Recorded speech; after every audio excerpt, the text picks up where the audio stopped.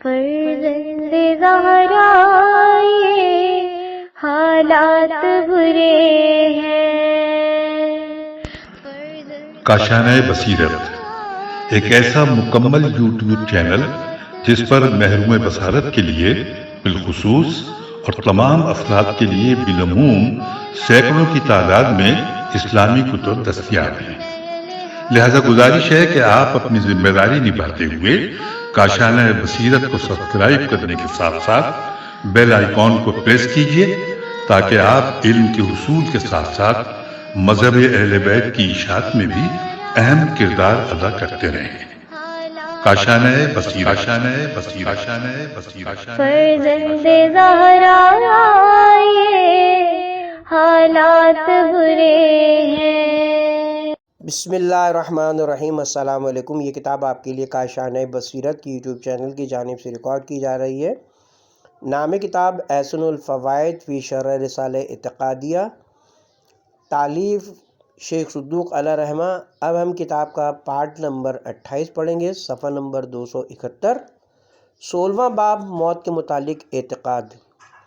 جناب شیخ ابو جعفر علیہ رحمہ فرماتے ہیں کہ کسی شخص نے حضرت امیر المومنین علی بن ابی طالب علیہ السلام کی بارگاہ میں عرض کیا کہ اے آقا، موت کی کیفیت و حالت بیان کیجیے۔ حضرت نے فرمایا تم نے ایسے شخص سے سوال کیا جو حقیقت موت سے کما حقہ واقف ہے۔ پھر فرمایا جب کسی مرنے والے کے پاس موت آتی ہے تو وہ تین چیزوں میں سے ایک چیز ضرور ہوتی ہے، یا تو دائمی نعمتوں کی بشارت اور خوشخبری ہوتی ہے، یا دائمی عذاب و عقاب کی خبر ہوتی ہے، اور یا مرنے والے کے لیے خوف ہراس ہوتی ہے اور مرنے والے کا انجام مبہم ہوتا ہے،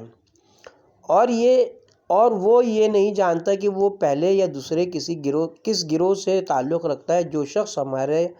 جو شخص ہمارا دوست اور فرمانبردار ہے اسے ابدی نعمتوں کی خوشخبری دی جاتی ہے، اور جو ہمارا دشمن اور ہمارے حکم کی مخالفت کرنے والا ہے اسے ابدی عذاب کی خبر سنائی جاتی ہے۔ لیکن وہ شخص جس کا امر مشتبہ اور انجام مبہم ہے، وہ ایسا مومن ہے کہ جس کا عقیدہ تو درست ہے لیکن اس نے اپنے نفس پر باوجہ نافرمانی خدا زیادتی کی ہے۔ اسے کچھ معلوم نہیں کہ اس کا مال اور انجام کیا ہوگا۔ ایسے شخص کے پاس انجام کی خوفناک اور مبہم خبر آتی ہے۔ خداوند عالم ایسے شخص کو ہمارے دشمنوں کے ساتھ ہرگز نہ ملائے گا، بلکہ ہماری شفاعت کی وجہ سے اسے ضرور آتش جہنم سے نکالے گا۔ پھر فرمایا تم عمل صالح کرو اور واجب الاطاعت ہستیوں کی اطاعت کرو، اور اپنے نفسوں یا خوش فہمیوں پر بھروسہ کر کے بیٹھ نہ جاؤ، اور عذاب خداوندی کو حقیر نہ سمجھو، کیونکہ کچھ ایسے گناہگار لوگ بھی ہوں گے جنہیں 3 لاکھ سال تک عذاب الہی میں گرفتار رہنے کے بعد ہماری شفاعت نصیب ہوگی۔ حضرت امام حسن علیہ السلام سے دریافت کیا گیا کہ موت کیا ہے جسے لوگ ناواقف ہیں۔ حضرت نے فرمایا امیر مومنین کے لیے موت زبردست مسرت و شادمانی ہے، کیونکہ موت کی وجہ سے ہی وہ دنیاوی مصیبت قدے سے چھٹکارا پا کر خدا کی ابدی نعمتوں کی طرف منتقل ہو جاتے ہیں، مگر یہی موت کافروں کے لیے بہت بڑی بلا و مصیبت ہے، اس لیے کہ موت ہی ان کو دنیاوی نعمت قدوں سے نکال کر نہ بجھنے اور نہ ختم ہونے والی آگ کی طرف لے جاتی ہے۔ روز عاشورہ جبکہ حضرت امام حسین علیہ السلام سخت آزمائش میں مبتلا تھے، سخت جنگ ہو رہی تھی، آپ کے بعض اصحاب نے آپ کی طرف دیکھا کہ آپ کی حالت دوسرے لوگوں سے مختلف ہے، کیونکہ جب ان لوگوں پر معاملہ سخت ہو جاتا تھا تو ان کے رنگ متغیر ہو جاتے تھے، کاندھے کانپنے لگتے، دل ہراساں ہو جاتے اور پہلو شکستہ ہو جاتے تھے، مگر جناب سید الشہداء علیہ السلام اور ان کے بعض خاص اصحاب کی ان شدائد میں یہ کیفیت تھی کہ رنگ میں چمک، اعضاء میں سکون اور دلوں میں پوری طرح اطمینان تھا۔ ان کی یہ اطمینانی حالت دیکھ کر آن جناب کے اصحاب ایک دوسرے سے کہتے تھے کہ دیکھو آن جناب کو موت کی کوئی پرواہ تک نہیں ہے۔ جناب امام حسین علیہ السلام نے ان سے فرمایا اے شریف نوادو، صبر کرو، یہ موت ایک پل کی مانند ہے جو تمہیں اس تنگی و سختی اور ہولناک مصیبت سے پار کر کے وسیع و عریض باغات اور ابدی نعمتوں تک پہنچا دے گی۔ تم میں کون ایسا شخص ہے جو اس دنیا کے قید خانے سے رہا ہو کر جنت کے عالیشان محلوں میں جانا پسند نہیں کرتا اور یہ جو تمہارے دشمن ہیں ان کی مثال اس شخص کی سی ہے جو عظیم الشان محل سے نکل کر قید خانے اور دردناک عذاب کی طرف منتقل ہو۔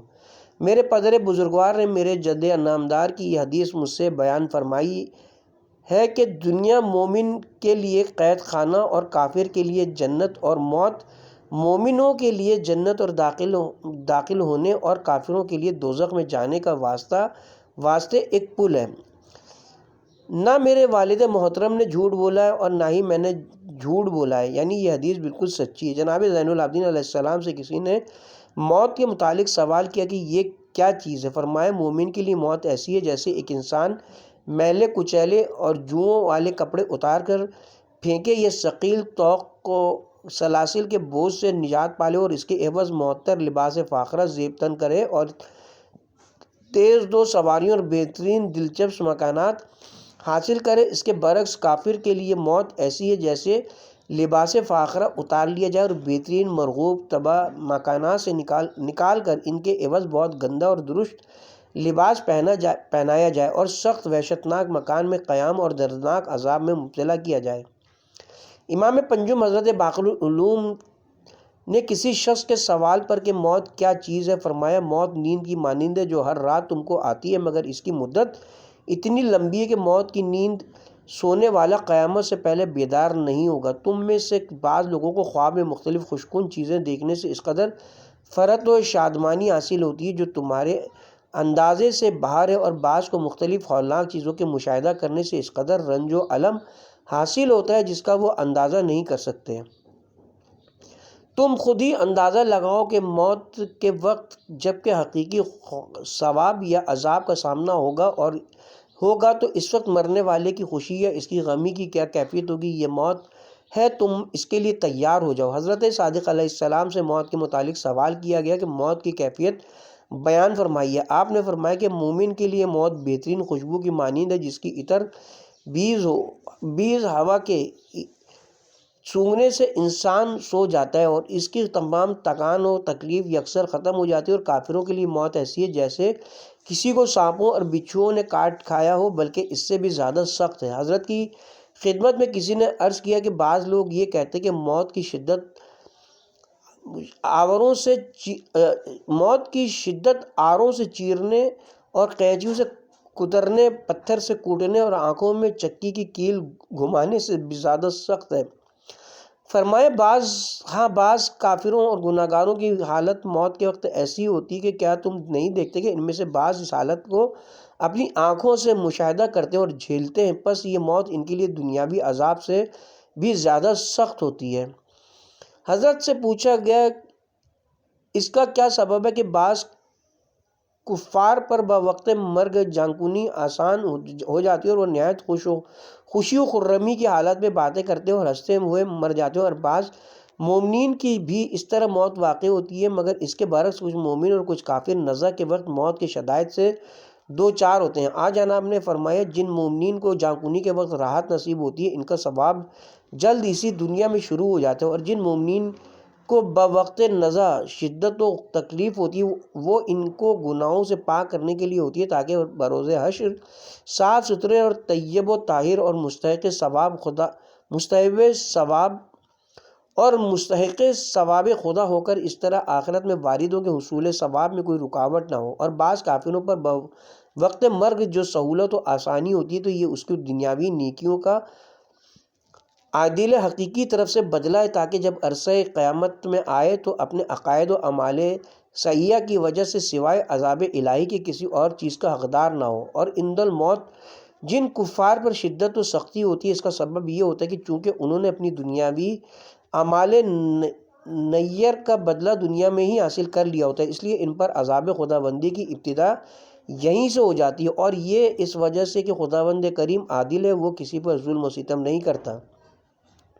حضرت امام موسیٰ کاظم علیہ السلام ایک ایسے شخص کے پاس تشریف لے گئے جو موت و حیات کی کشمکش میں مبتلا اور سکرات موت کے پسینے میں شرابور ہو رہا تھا، اور کسی بلانے والے کو جواب نہ دیتا تھا۔ کچھ حضرات نے امام علیہ السلام کی خدمت میں عرض کیا، اے فرزند رسول، ہم چاہتے ہیں کہ اپنے ساتھی کی موجودہ حالت اور موت کی کیفیت معلوم کریں۔ جناب نے فرمایا، موت صاف کرنے والی ہے، مومنوں کو گناہوں سے پاک و صاف کرتی ہے، یہ مومنین کے لیے آخری تکلیف ہے جو ان کو پہنچتی ہے اور ان کے آخری گناہ کا کفارہ ہے، اور یہی موت کافروں کو نیکیوں سے صاف اور تہی دامن کر دیتی ہے، اور یہ ان کے واسطے آخری لذت یا آخری نعمت یا آخری راحت اور ان کے آخری عمل خیر کی آخری جزا ہے۔ پھر فرمایا، یہ تمہارا دوست گناہوں سے اس طرح پاک ہو گیا جس طرح پاک ہونے کا حق ہے، اور تمام گناہوں کی علائش سے اس طرح پاک ہو گیا جس طرح کپڑا میل کچیل سے پاک و صاف ہو جاتا ہے، اور اب ہم اہل بیت کے ساتھ ہمارے دارالابد میں دائمی زندگی گزارنے کے قابل ہو چکا ہے۔ حضرت سامعین ائمہ امام علی رضا علیہ السلام کے اصحاب میں سے ایک آدمی بیمار ہو گیا۔ جناب اس کے پاس بیمار پرسی کے لیے تشریف لے گئے اور دریافت فرمایا، اپنے تئیں کس طرح پاتے ہو؟ بیمار نے عرض کیا، حضور میں تو آپ کے بعد قریب موت مر ہی چکا تھا۔ شدت مرض کا بیان مقصود تھا۔ فرمایا، آخر تو نے کس طرح موت کا منہ دیکھا؟ اس نے عرض کیا کہ مجھے بہت ہی سخت رنج و الم کا سامنا ہوا۔ امام علیہ السلام نے فرمایا کہ وہ کیفیت جو تم پر گزری ہے وہ موت نہ تھی بلکہ ایک ایسی حالت تھی جس نے تمہیں موت سے ڈرایا، اس کی حالت کی کچھ معرفی کرائی۔ پھر فرمایا، انسان دو طرح کے ہوتے ہیں، ایک تو وہ جو موت کی وجہ سے راحت پاتے ہیں، اور دوسرے وہ کہ جن کے مرنے سے دوسرے لوگ آرام حاصل کرتے ہیں۔ اب تم توحید و رسالت اور ہماری ولایت کا اقرار کر کے تجدید عہد کر لو تاکہ تمہیں راحت نصیب ہو۔ پس اس شخص نے ایسا ہی کیا۔ یہ حدیث بہت لمبی تھی، ہم نے بقدر ضرورت اس کا کچھ حصہ یہاں درج کر دیا۔ حضرت امام محمد تقی علیہ السلام کی خدمت میں عرض کیا گیا کہ ان مسلمانوں کو کیا ہو گیا جو موت کو ناپسند کرتے ہیں؟ حضرت نے فرمایا، چونکہ یہ لوگ موت کی حقیقت سے ناواقف ہیں اس لیے ان سے کراہت کرتے ہیں۔ اگر یہ موت کی حقیقت سے آگاہ ہوتے اور خدا کے سچے دوست بھی ہوتے تو ضرور موت کو پسند کرتے، اور ان کو یقین ہو جاتا کہ آخرت ان کے لیے دنیا سے بہتر ہے۔ پھر فرمایا، اے بندہ خدا، کیا وجہ ہے کہ بچے اور دیوانے لوگ دوا نہیں پیتے حالانکہ یہ دوا ان کے بدن کا تنقید و تطہیر اور بیماری کو ان سے دور و کافور کرتی ہے؟ سائل نے عرض کیا، اس لیے کہ یہ دوا کے نفع و فائدے سے ناواقف ہیں۔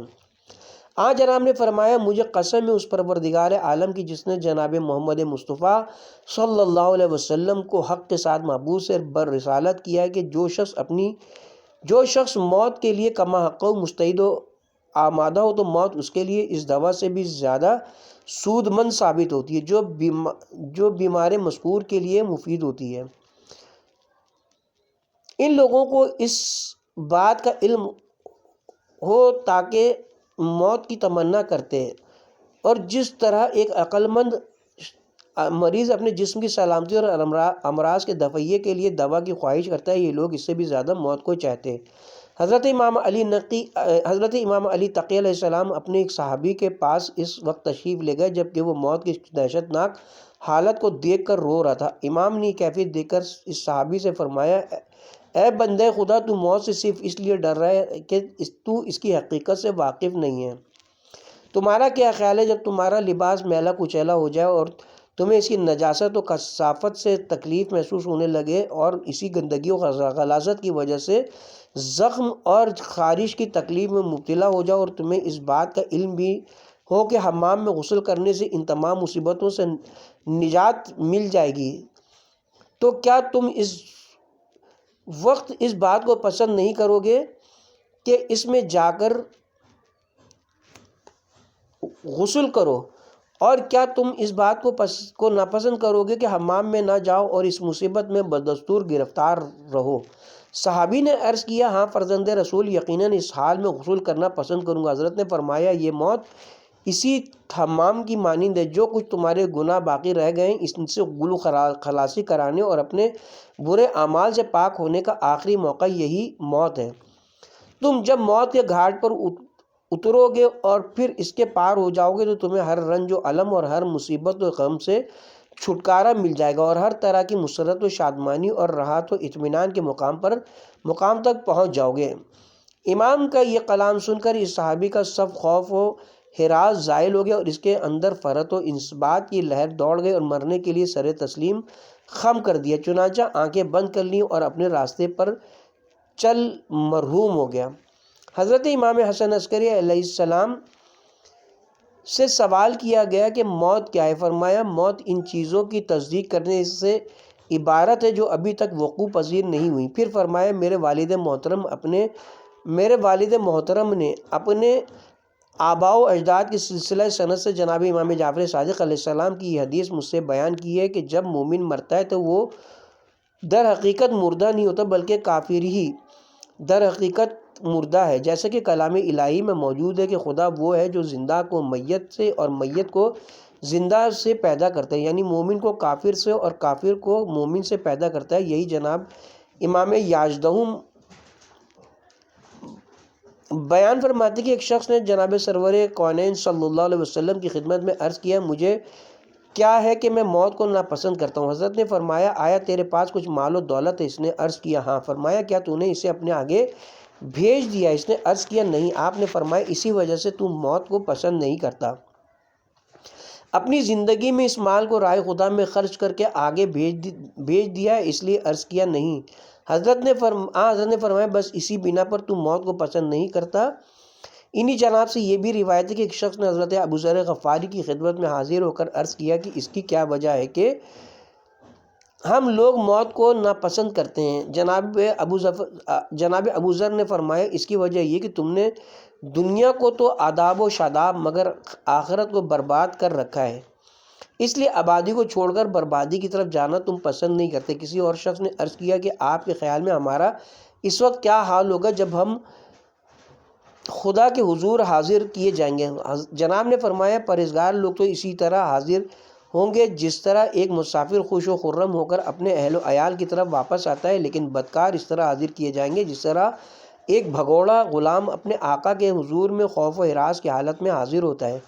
عرض کیا گیا آپ کے خیال میں خدا کے حضور ہمارا کیا حال ہوگا؟ فرمایا تم اپنے اعمال کو قرآن پر پیش کرو، خدا فرماتا ہے نیکوکار انسان خدا کی نعمتوں میں مسرت کی زندگی بسر کریں گے اور بدکار بندے جہنم میں رہیں گے۔ ایک آدمی نے انہی جناب سے دریافت کیا کہ رحمت خدا بندی کہاں ہوگی؟ فرمایا رحمت الہی خدا کے نیکوکار بندوں کے قریب ہوگی۔ 16واں باب شرح موت اور اس کی حقیقت کا بیان۔ موت کے متعلق قدر اختلاف ہے کہ آیا وہ امر وجودی ہے یا امر عدمی۔ تحقیق یہ کہ موت ایک امر وجودی ہے جس کی یہ تعریف ہے، یعنی موت ایک صفت و وجودی ہے جو حیات کی ضد ہے۔ اس کی تائید آیات قرآنیہ جیسے هو الذی خلق الموت والحیات وغیرہ سے بھی ہوتی ہے، کیونکہ ان آیات مبارکہ میں خلاق عالم نے موت کو خلق فرمانے کا تذکرہ فرمایا ہے، اور ظاہر ہے کہ جو چیز خلق کی جاتی ہے وہ وجودی ہی ہوتی ہے، کیونکہ عدم محض مخلوق نہیں ہوتا۔ مگر بعض نے اس سے امر عدمی قرار دیتے ہوئے اس کے متعلق یہ کہا ہے موت صفت حیات کے معدوم ہونے کا نام ہے۔ تعریف کی دو قسمیں، حقیقی اور لفظی۔ تعریف حقیقی جنس و فصل قریب سے ہوتی ہے، جن سے مقصود کسی شے کی حقیقت و ماہیت کا معلوم کرنا اور اسے تمام اعداء و اغیار اسے تمیز دینا ہوتا ہے، اور تعریف لفظی سے فقط شرح اسم اور بعض اغیار سے امتیاز دینا مطلوب ہوتا ہے، اور یہ مطلب بعض آثار و لوازم اور خواص کے ذکر کر دینے سے بھی حاصل ہو جاتا ہے۔ مصنف اعلام نے موت کی تعریف بالآثار کر کے اس کی تعریف لفظی فرمائی ہے، لہٰذا ان پر یہ اعتراض عائد نہیں ہوتا کہ انہوں نے عنوان تو موت کی حقیقت بیان کرنے کا قرار دیا تھا، لیکن اثناء بحث میں فقط اس کے آثار ذکر کرنے پر اکتفا کیا ہے۔ ظاہر ہے کہ مصنف کوئی منطقی کتاب نہیں لکھ رہے تھے کہ اس میں منطقی تعریف کے معاہدہ قیود کی پابندی کرتے ہیں، یا بلکہ وہ عقائد بیان کر رہے ہیں۔ فلسفہ موت و حیات کا بیان۔ اس مختصر تمہید صدید کے بعد مناسب معلوم ہوتا ہے کہ فلسفہ موت و حیات پر مختصراً کچھ تبصرہ کر دیا جائے۔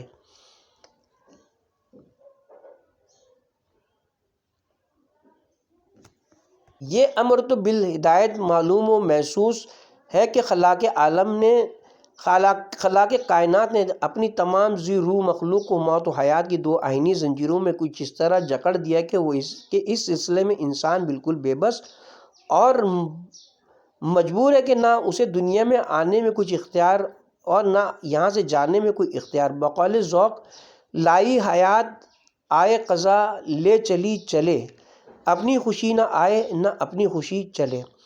جناب امیر المومنین علیہ السلام فرماتے ہیں کہ بھلا انسان کو تکبر اور کبریائی سے کیا تعلق ہے؟ اس کی اول ایک نطفہ گندیدہ ہے اور آخر مردار اور کمزور اور ناتواں اس قدر ہے کہ نہ اپنی موت کا مالک ہے، نہ حیات کا، اور نہ اپنے نفع کا مالک ہے، نہ نقصان کا، اور نہ مرنے کے بعد دوبارہ زندہ ہو کر اٹھنے کا اختیار رکھتا ہے۔ نہج البلاغہ۔ اسی سلسلے میں اجمالی جواب۔ اب رہا یہ سوال کہ اس سلسلہ موت و حیات کو کیوں کر جاری کیا گیا ہے، اس میں کیا کیا اسرار اور رموز پوشیدہ ہیں؟ تو اس سوال کا سب سے پہلا اور مکمل جواب تو یہ کہ جب ہم یہ تسلیم کر چکے ہیں کہ خالق کہ کائنات حکیم مطلق و مدبر کامل ہے، اور یہ امر مسلم ہے کہ فعل کسی حکیم کا کوئی فعل حکیم حکمت و مصلحت سے خالی نہیں ہوتا۔ اس کو دوبارہ پڑھتے ہیں۔ اور یہ امر مسلم ہے کہ فعل الحکیم کسی حکیم کا کوئی فعل حکمت و مصلحت سے خالی نہیں ہوتا۔ تو اگر بالفرض اس کے کسی فعل کی حقیقی حکمت و مصلحت سمجھ میں نہ بھی آئے تو اس میں ہماری عقل و فہم کا قصور ہوگا۔ حکیم علی الاطلاق کے کسی فعل میں کوئی نقص و عیب نہیں ہو سکتا اور نہ وہ مسئلہ حکم سے خالی ہو سکتا ہے۔ دوسرا جواب یہ کہ سلسلہ موت و حیات کوئی ایسا غامض مسئلہ نہیں کہ اس کے اسرار اور رموز تک انسانی عقول کی رسائی نہ ہو۔ آج تک عقل انسانی نے بھی اس کے بہت سے فوائد و عوائد معلوم کر لیے ہیں، نیز کتاب ربانی نے بھی اس سلسلے میں ہماری کافی رہبری فرمائی ہے، اور معصومین کے ایسے فرامین بھی بکثرت موجود ہیں جو اس سلسلے میں خضر راہ کا کام انجام دیتے ہیں۔ ہم بنظر اختصار ذیل میں ان مسائل و حکم میں سے بعض کی طرف اشارہ کرتے ہیں۔ سلسلہ موت و حیات کی پہلی اور اہم مصلحت ارشاد قدرت ہے۔ سورہ ملک پارہ نمبر 29 رکوع نمبر 1۔ خداوند عالم وہ قادر و حکیم ہے جس نے موت و حیات کو اس لیے پیدا کیا تاکہ یہ معلوم ہو کہ تم میں سے زیادہ اچھے کام کرنے والا کون ہے۔ اس آیت مبارکہ نے فلسفہ موت و حیات کے چہرے سے نقاب الٹ دیا ہے اور صاف صاف بتا دیا کہ موت و حیات کی خلقت کا مقصد اقصی اعمال صالح کا بجا لانا اور اعمال سیئہ سے اجتناب کرنا ہے۔ چنانچہ آیت مبارکہ وما خلقت انسان والانس الا عابدون، سورہ زاریات پارہ نمبر 27 رکوع نمبر 2 سے بھی اسی مطلب کی تائید مزید ہوتی ہے۔ لہذا جو شخص جس قدر زیادہ اپنے اس مقصد خلقت کی تکمیل میں حصہ لے گا، اسی قدر وہ نگاہ خالق میں زیادہ مکرم و معظم ہوگا، جیسا کہ اس کا ارشاد ہے ان اکرمکم عند اللہ اتقاکم، سورہ حجرات پارہ نمبر 26 رکوع نمبر 14۔ اللہ کے نزدیک تم میں سے زیادہ مکرم و محترم وہ ہے جو اس سے زیادہ ڈرتا ہے، اور جو شخص جس قدر اس مقصد عظیم سے علیحدگی اور دوری اختیار کرے گا، اسی قدر ساعت خود سے دور اور مرتبہ انسانیت سے گرتا چلا جائے گا، حتیٰ کہ گرتے گرتے بعض صورتوں میں عام حیوانات سے بھی بدتر ہو جائے گا۔ چنانچہ ارشاد قدرت ہے پارہ نمبر 9 سورہ اعراف رکوع نمبر 12۔ کچھ لوگ ایسے ہیں کہ ان کے قلوب تو ہیں لیکن ان سے سوچتے نہیں، کان ہیں لیکن حق کو سنتے نہیں، آنکھیں ہیں لیکن حق کو دیکھتے نہیں۔ ایسے لوگ مثل چوپاؤں کے ہیں، بلکہ اس سے بھی گمراہ تر اور بدتر۔ دوسری مصلحت سرکار سید الشہداء علی الالاف تحت الثنا کا ارشاد ہے۔ موت فرزند آدم کے لیے اس طرح باعث زیب و زینت ہے جس طرح ہار نوجوان لڑکیوں کی گردن کی زینت ہوتا ہے۔ کتاب کا حوالہ نفس المحموم۔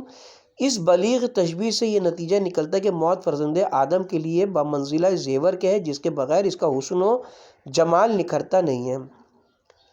نہ ہو مرنا تو جینے کا مزہ کیا۔ قاعدہ ہے کہ کسی شے کی حقیقی قدر و قیمت کا اندازہ اس کی ضد سے ہوتا ہے۔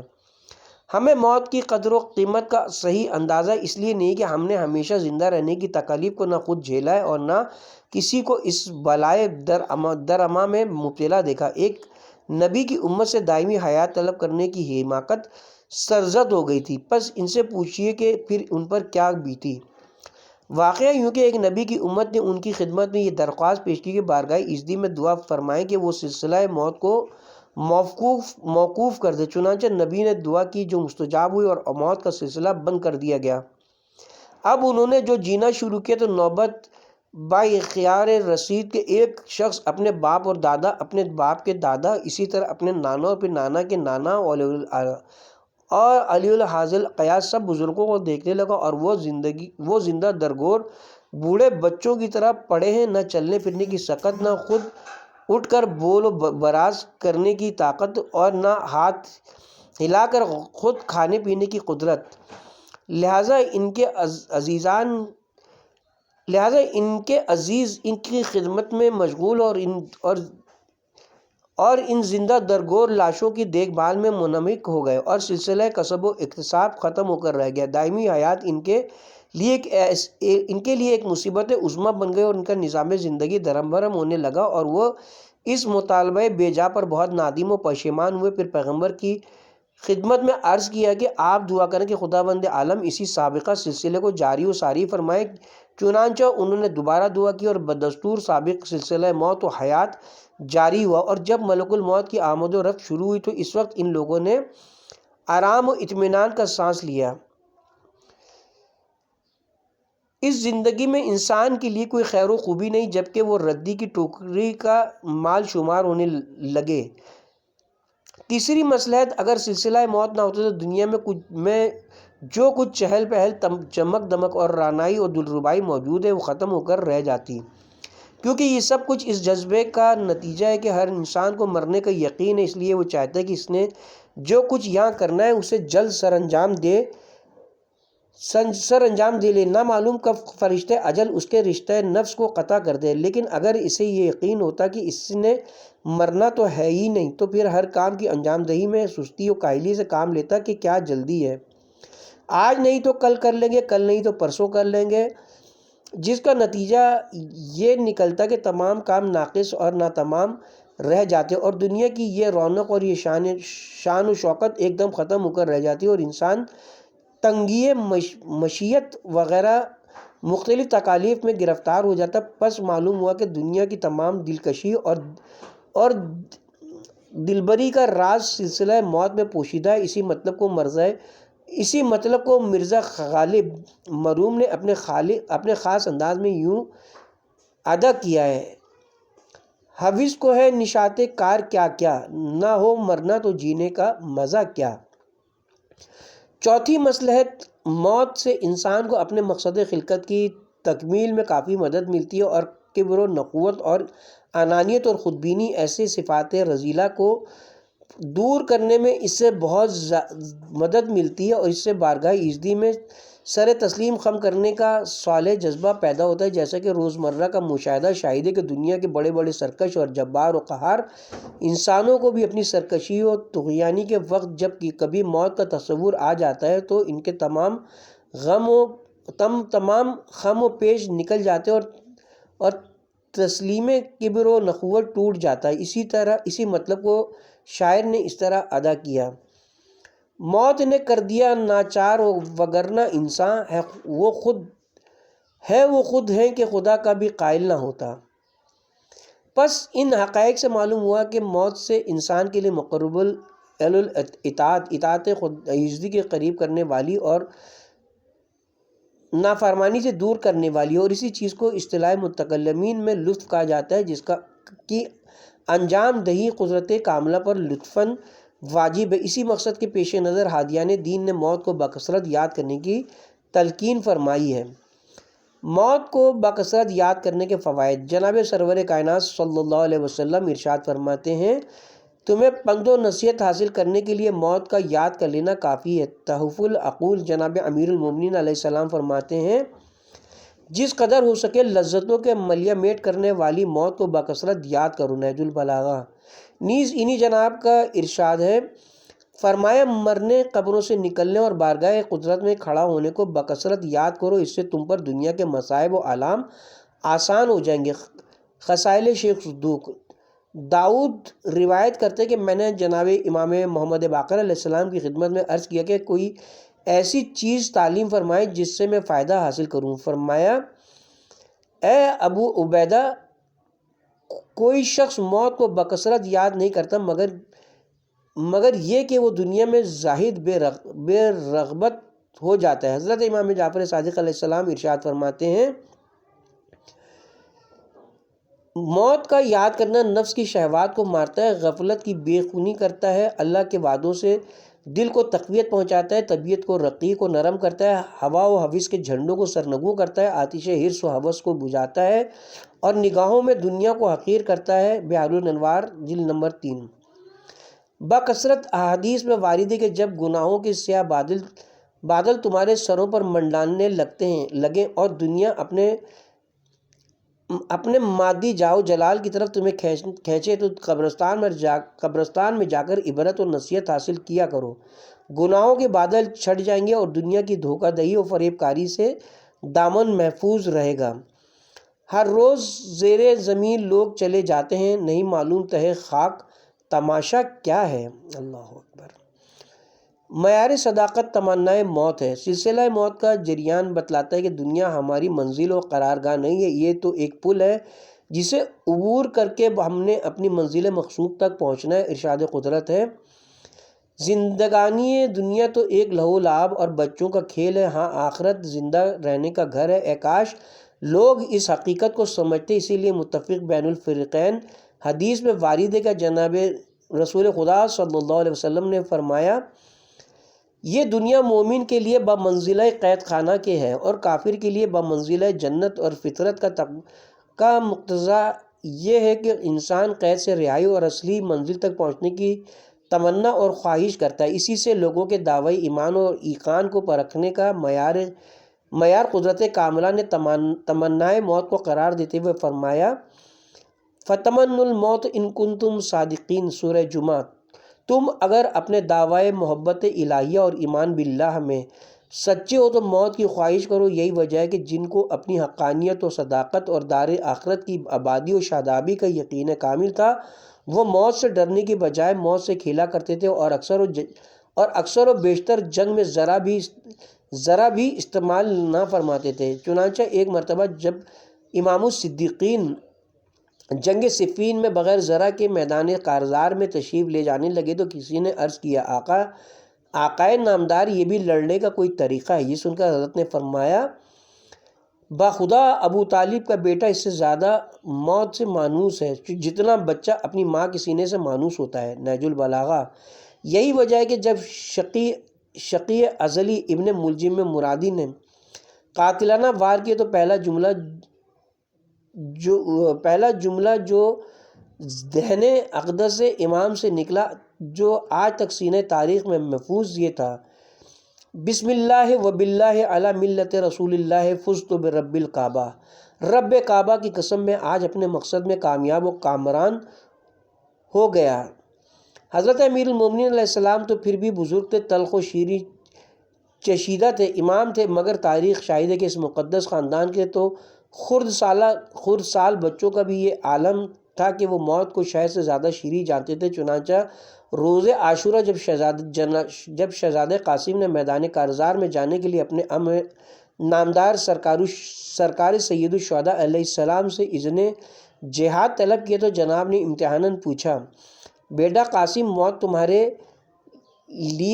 تمہارے نزدیک کیسی ہے؟ عرض کیا محترم، شہد سے زیادہ شیریں معلوم ہوتی ہے۔ 16واں باب کی شرح بھی جاری ہے، موت اور اس کی حقیقت کا بیان بھی جاری ہے، اور ہم کتاب کے پارٹ نمبر 28 کا اختتام کرتے ہیں اور کتاب کے پارٹ نمبر 29 کا آغاز 16ویں باب کی اسی شرح سے یہیں سے کریں گے انشاءاللہ۔